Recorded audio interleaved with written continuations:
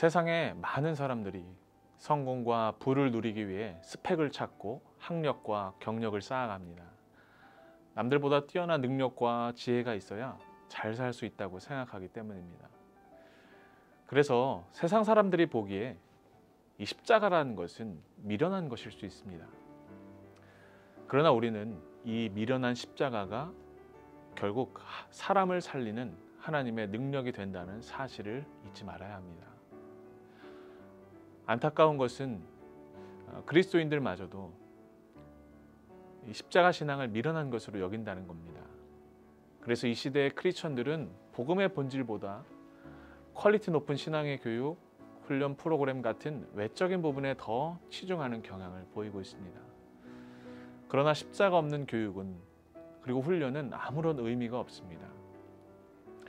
머리에 지식적인 내용으로만 가득 채울 뿐 결국 능력은 되지 못하기 때문입니다.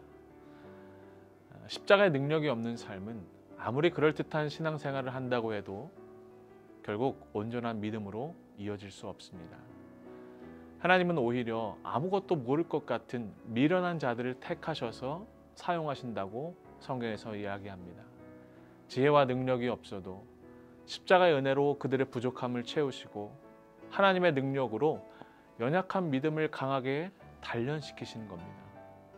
이것이 바로 십자가를 통해 역사하시는 하나님의 방식인 겁니다. 예수님께서 12 제자를 세우실 때도 마찬가지였습니다. 제자 중에 어느 누구도 자랑할 만한 스펙 하나조차가 없었습니다. 그래서 하나님은 이 미련한 십자가를 통해서 세상의 지혜를 멸하시고자 하는 겁니다. 인간의 그 어떤 지혜도 십자가 앞에서 자랑하지 못하도록 만든다는 것이죠. 그래서 바울은 소아시아에 있는 에베소 성도들을 향하여 십자가의 구원은 우리 스스로를 구원할 수 있는 우리 스스로의 능력으로 얻어진 것이 아니라 값없이 주시는 하나님의 은혜이기에 그 누구도 자랑할 수 없다라고 말합니다. 내 스스로의 능력에 의한 자랑거리가 아니라 말 그대로 갚을 수 없는 놀라운 은혜가 바로 십자가인 것입니다. 사랑하는 우리 청년들, 우리에게 그 십자가의 복음이 없다면 그것은 온전한 삶의 열매가 맺힐 수가 없습니다. 성도다운 성도, 교회다운 교회가 되려면 우리는 다시 이제 그 미련한 십자가를 붙들어야 합니다. 세상의 다른 어떤 것도 우리의 자랑거리가 되어서는 안 됩니다. 우리가 자랑하고 믿고 의지해야 할 것은 유일한 한 가지는 오직 십자가의 은혜뿐입니다. 다시 복음으로 돌아가서 십자가에 엎드립시다. 사람을 살린 그리스도의 피 묻은 십자가를 바라보며 눈물로 회파되고 무너진 예루살렘을 재건하는 자들이 이 암울한 시대 가운데 속히 세워져야 할 줄로 믿습니다.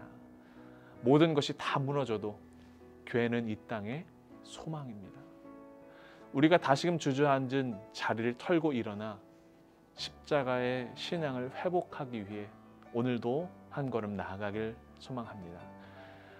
오늘 우리의 자신의 생각과 교만을 내려놓고 십자가의 지혜와 능력을 의지하며 그 신앙을 회복하는 삶의 자리로 나아가는 저와 우리 사랑하는 모든 청년들의 삶이 되기를 간절히 소망합니다.